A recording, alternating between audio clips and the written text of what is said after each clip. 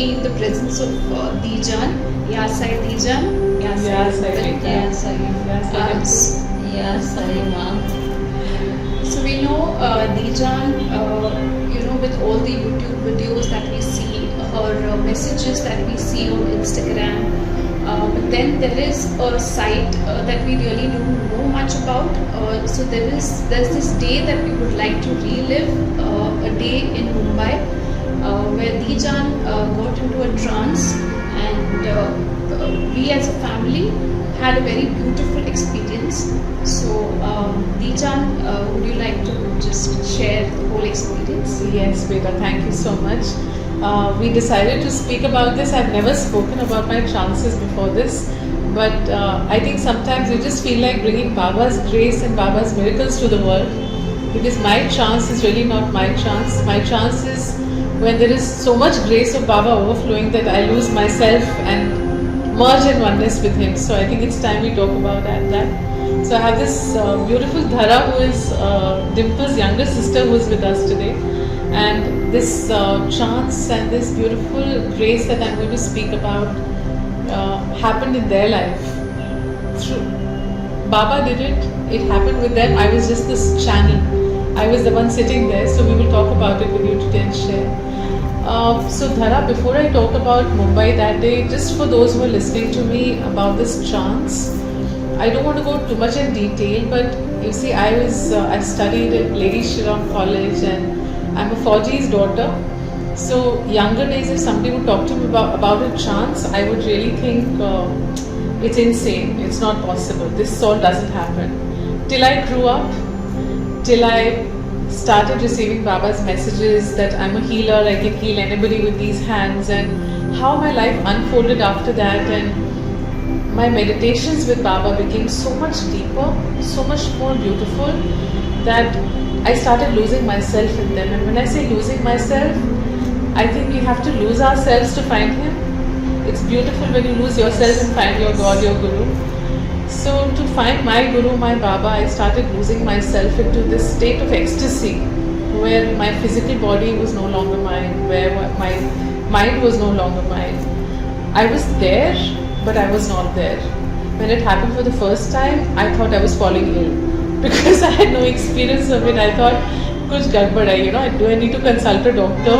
Why are these palpitations happening to me? What is happening in my body? So I'll leave that topic for another day, what exactly happens to me. Since today we're talking about a very special moment of our life, we'll go to that straight. So this particular episode or event happened in Mumbai many years back, which she will know better. 2014. That's right. See, I knew that. 2014, and I was visiting Mumbai, and I was here to meet my healers and initiate new people into healing energies of Baba, which we do in our programs. So I remember we were there, and the entire new batch was waiting for me, and I came out of my room vibrant like I am today, same energy. I came there, and there was this very beautiful space of Baba they had decorated. Everybody was sitting around. I said Ya Sai to everyone, and I said, okay, let me light the lamp, welcome Baba, and then we will start the day. I turned around, I sat down, lit the matchstick, and there was magic. I just could not take the matchstick till there, I somehow managed to light the lamp. You would have seen, yeah. My hands were trembling, so I was on the other side recording this video of de-lighting the lamp and everything, and I could see her hands are trembling. Okay, so I was looking at back then Savitri Amma used to organize these things for us. So I looked at Savitri Amma and said, what happened to Dee? She's like, all of you please settle down, Dee is getting into energies. And we are like, we went there for an Reiki attunement. We didn't know what was coming our way, but we all sat down, and I think immediately then just people started chanting. So the room changed from a simple, like the studio is right now, it's a very nice cozy place. From there it changed to this vibrant Baba space where it went into, there was chanting, there was bhajans, and Dee was in a trance, and I can't explain, like I can't even tell you.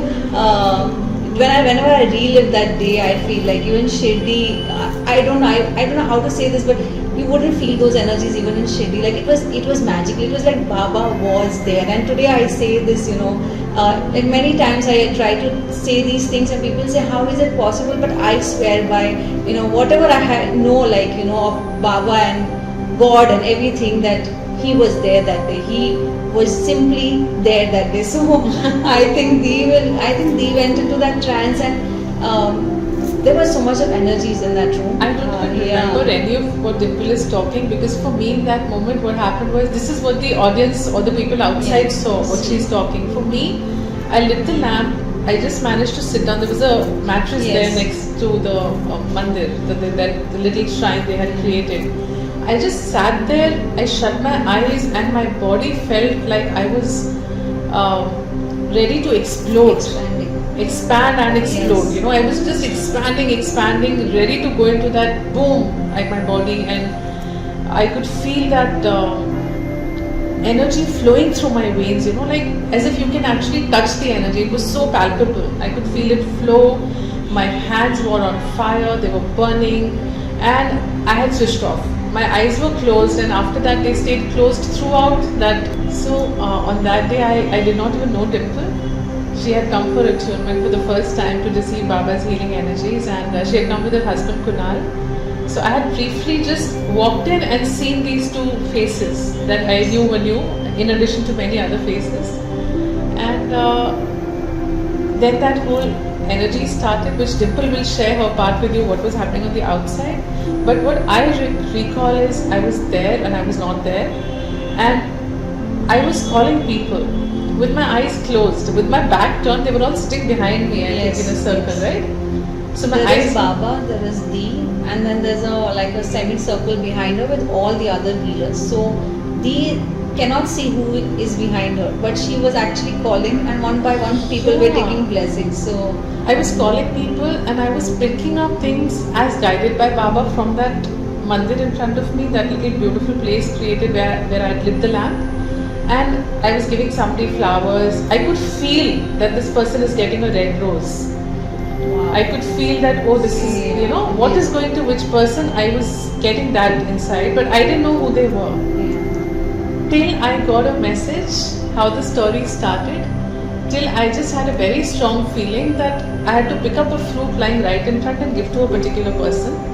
When I touched it, it was a mango. My mango. It was a mango, and it was the only mango in the mandir that day. There was no other mango. I'm 100% sure, because I would have known if I had given a mango to somebody else. I signaled towards my back and pointed towards somebody that I could not see because my eyes were closed. I was shaking and moving and calling out, and someone came and stretched a hand. I put the mango in the hand, sat back, and then I said, no, wait, you're not the one. I took the mango back with my eyes shut, mind you. And I said, give a flower to that person, and said, go. And then I signaled again. And this time I signaled to Dimple, which I, again with eyes closed, didn't know. And Dimple moved forward, and I picked up the mango and I gave it to her. Now she will tell her story, which she just shared 5 minutes back with me about her emotions then, because she was not called out. Yes. So this, like I said, this was a semicircle, right? So I'll tell you how I realized that this is Baba. I'll tell you my side, like an outsider looking at somebody getting into a trance first time in my life and everything. So I was there was too much energy to take in at that point in time, and when energies are very high around me, I cry, like I just sob. So I was crying, and then I just opened my eyes and I see Jaan do this, and I said, Baba, are you are here, like that, that was my first reaction. And there were a lot of hand movements that she did that time, which for us very symbolic of Sai Baba. So I saw her do all of that, and I said, this is Baba, can't be anybody else. So that's how it started, and people started coming, like she said this one, and then she said this one. So it was, her hand movements were also across the whole semicircle that was there. And somebody was getting flowers. Somebody got a nice pat on the back, which we called it as Baba's Sadka. So everybody knew what they were getting and why they, and I'm sure they also had the messages from Baba why they were getting it and all that. And then, so all the people to my left, to my right, to my, across me, everybody is gone. And when this healer, Shirdi ji, got the mango, I looked at that whole scene and I said, wow, like she's getting a mango also, like how blessed is she, And then Dee calls it back. And at that point I didn't realize that this is, coming my way. And then she calls it back, she gives Agneji a flower and then she signals to me. Until then I am totally like I have lost hope that I'm going to be called, because everybody's called, and I felt like, this is it, and I was like, telling Baba, ki you are here and you won't call me, like what is happening? And then of course the mango came to me, and after the whole thing, like when the mango was given to me, like Dee says, I was there but I was not there, because I just went into I don't know what that feeling was. And after that was over, all the healers came to me and they said, oh, mango, this is Damu Anna's miracle, this is Amra-Leela. I said, oh my God, what are you saying, like, and it just happens that at that point in time in my life, I was like, trying to conceive, and I wanted a child, and it just, I don't know how, even today, I don't know how all this fits. I don't know, I really Yes, we don't know. None of us, including me, okay? I have no idea what Baba's plan was, but that day I remember that when I finally opened my eyes, and my body was in so much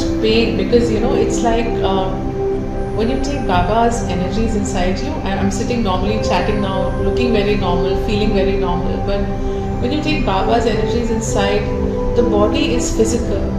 Baba is God, He's divine. When you're feeling Him inside you, so powerful, it feels like your cells are also breaking up, you can't take that energy. So my legs were hurting, and I was myself in tears when I opened my eyes. I almost fell flat, it was such strong energy. I remember they took me to a room and they were pressing my calves because I couldn't sustain the pain in my lower body. It was so much. And anyways, I got better, and when I came out, I had no idea who had got what. Obviously, my eyes were closed. I didn't know who was receiving what.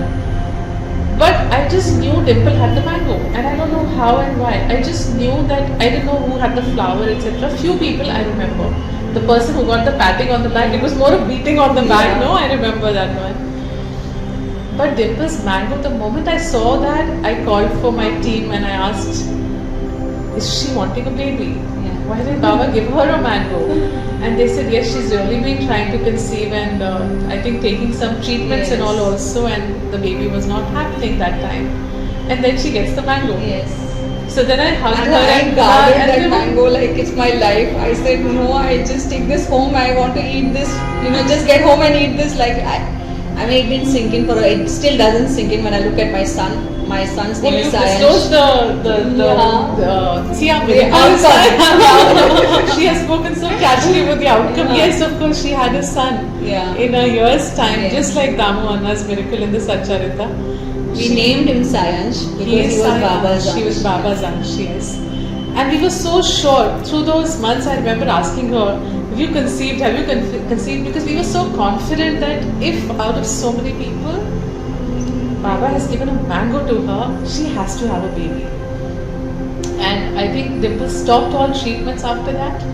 And she said, I'm not taking any treatment whatsoever. If Baba has to give now, I've eaten the mango, the baby has to come.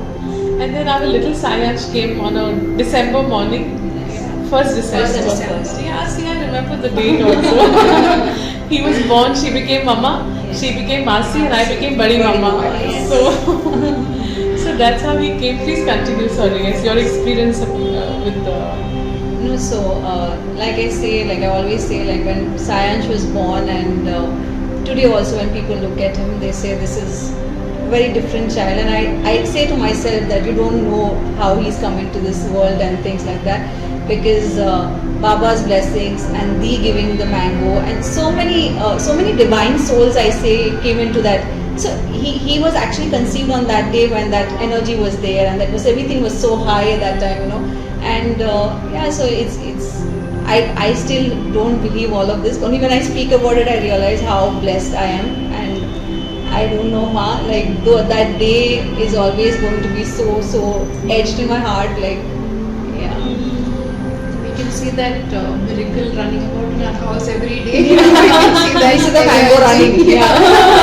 Yeah, for years the family call him Sai, but I call him Mango. Even today when I meet him, I say call my mango too, because he is my mango, no? That's how, like you said, he had to be a baby boy. You knew that, right? Yeah, Please share that. the day she delivered, I just called Dijan and I said, Dijan, Dimple's delivered and it's a baby boy. And she's like, I knew it. I'm like, okay, yes, we are. Actually, you're talking about me. I thought you were Yeah. talking about her. Okay, yes. I was very sure it's a boy because the Amra-Leela is a boy. Yeah, so the reference is of a boy. So we were all expecting a little boy to come. We didn't know you were doing this. Yeah. And the energy that the child has is very different. Like each day you wake up and you see that you are low on energy, but then when you look at him, he's that power packed, full of energy and full of life, and you feel like, are you really living or he's the only one living? Like, and so, you regain your energy, strength, and he makes the whole house alive with his energy. So we feel, there's Baba here, and even on the religious front, although he's just 6-year-old, he's, he knows everything like Shiva, Sai Baba, Ganpati, and all their characteristics, and so every day we learn a new lesson with him on that front. So I think that he is a blessed baby, that goes without saying. I think all children are energetic and everything, but Sayansh, is people tell me now, he's a very different child. So I say he's Baba's child. His name is Sayansh, so what else can you expect? So Mama always says that he's Sayansh, he's my Ansh, and so many such great souls, are saying that this is my Ansh. So I always say this is not my child and just given to me to take care and make a good human being of, and then SAIBISA will take care of Yeah, we have a lot of children who get initiated as healers when they're in their mother's womb. Yes. Because when I do the initiation, the healing attunement, which is very sacred and powerful when they become healers, those women who are expecting little babies, the babies also get initiated obviously. But Sayansh is different. He came out of a mango. Yeah. Baba's mango, no?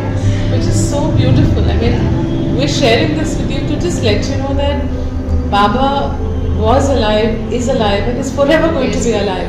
For those who think that Baba was alive 105 years back and he's taken Samadhi now, I want you to know that Amra-Leela mango miracle, as we read in the Satcharita, that Damu Anna received mangoes and his wife ate the mangoes, and he was destined not to have children. Yes. He had studied astrology, and there was a Papi Graha in his, I think in his astrological chart. So he knew he can't have a baby as per the cosmic energies. But Baba just said, let Damu Anna's wife eat these, and I think he had 4 children, no? Yeah. Because he got 4 mangoes. I'm glad he gave me one. Yeah, 4 rupees, have a basket full Yeah. actually. So Baba, when he wants to do these things, he just does it. It's over 100 years. Because it's Sayansh is now 6. Yes. So about 9900 years after Baba's Samadhi, the same episode happened. Again, somebody received a mango from Baba. I was so blessed that I was experiencing Baba when I gave her the mango, and he came into our world. So for those of you who are in pain or suffering or giving up hope, don't do that, because he is listening. I really believe he is listening, and I'm not saying it out of faith. I'm saying it out of experiences. Baba is listening. The prayer has to be pure. The prayer has to be from your heart. And yes, there is only one little thing there. When we ask for something and we don't get it, I think that only happens when it is not for our highest good. Yes. Because we have a limited vision.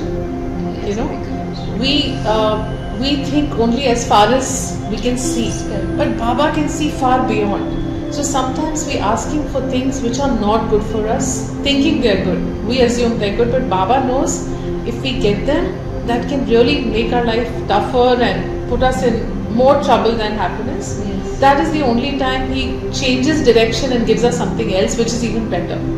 But otherwise, when we ask for something with love, he is listening. And the best beautiful message today is Baba is listening for whatever you want. Ask with a pure heart, with faith, with surrender, and Baba is listening. And I get more even without asking. I go into trances I didn't even know they happen, yet I go into them. I experience my Baba in ways which are inconceivable. I wish I had a way to explain to you how I feel in that moment. I wish I had a way to show you or capture on a camera or record it and tell you what happens when your entire body is overflowing with your Guru. You are so full of Him that every cell of your body can feel Him. You can see the whole world with your eyes closed. You can feel the energies of other people with not being connected to them. You can hear their prayers without them speaking the prayers to you. You're in a cosmic, beautiful oneness with your Guru where you become Him. And that is why the Bhagavad Gita also says that you are God. It never says you're a part of God. It says you are God. Because each of us is actually one with Him, one with the cosmos, one with the supremest power that has created everything. Like Krishna has shown His Sarvasvarup, that He's everywhere and we are part of Him, so we become Him. So if I take an ocean and say that, this drop, pick it up, okay? Now this drop is me. Now I place that drop back and now I say, pick it back again, bring me out. You can't bring me out because I've merged in that oneness. That's the way all of us have to merge into that oneness, and the only way for that is a pure heart. In the Kali it is simple. Just keep a pure heart, do good, don't hurt anybody.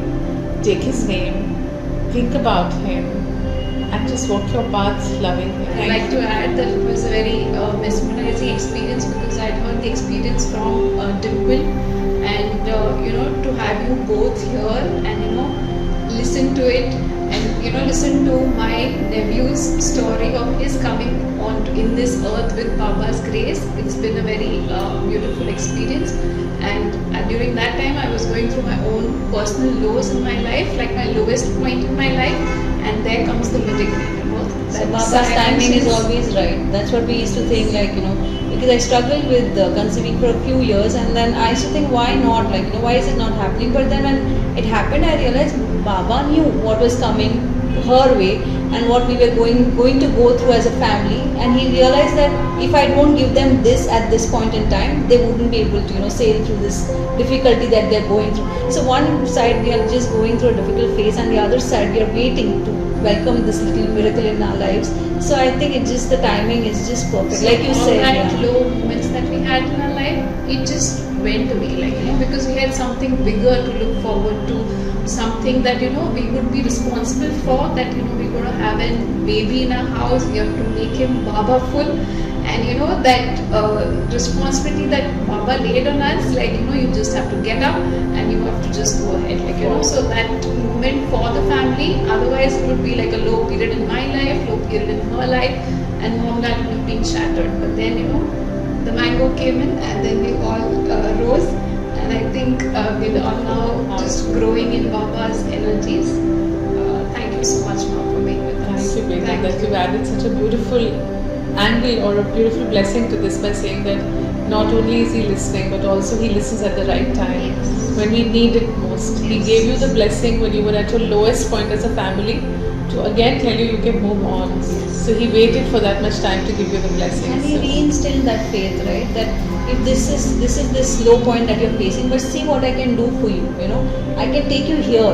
That's what He reinstilled at that time, and that's when we realized that whatever has come our way is nothing. See what Baba can do for us. And we went full force, going through our troubles and everything. We smiled through it, and we just, I think Baba's grace, we just rose, and we, as a family, we got very strong on faith. We now cling on to Him. Like I always say, I just cling on to Him, and I said, I don't know anything. You have to do it. It's just, I just leave it on Him, and I'm done. So. And even that sisterhood, we've always been close, just like two girls, always grown up together, played together and all of that. But then I had my lows and she had her highs. We never let each other's energies get onto each other. I would not cry in front of her thinking no, the child will get, child is listening, and the child should not come with that emotion into this earth. And how we've, gone through those times together. And as a family, I think we're very strong today. It's all the Baba's grace. So it grace. what we say, that every pain makes us stronger, every Yes. trouble. So when we come through and go through our journeys in life, we look at these hardships as difficult moments, we break. Actually, these hardships are moments to learn from, moments to grow in, moments to evolve spiritually. That's why we say, मुश्किलों से कह दो मेरा खुदा बड़ा है, मुश्किलों से कह दो मेरा बाबा बड़ा है. कितनी भी बड़ी मुश्किल आ जाए, उससे बड़ा मेरा बाबा है. तो फिर डरना क्या? We just need to march on, like you said. together in strength. And you are that strength for us. Anything like from the smallest to the greatest, I think one message and you are there, and I think we sail through everything because you are there. It's just I'm you. always there. You know Yes. that. I'm always there for you, and I'm always there for all of you who are listening to me. You know I pray for you every single day. I love you. And whatever I can do to make this world a happier, better place, I will do everything in my capacity. Whether it is my body that Baba wants to use, or whether it is my soul that has to come out, I'll do anything and everything to bring a smile to everybody's faces so that you live happier and healthier, because that makes me happier and healthier. So thank you for being a part of my world. I love all of you. Yes, I love you. Yes.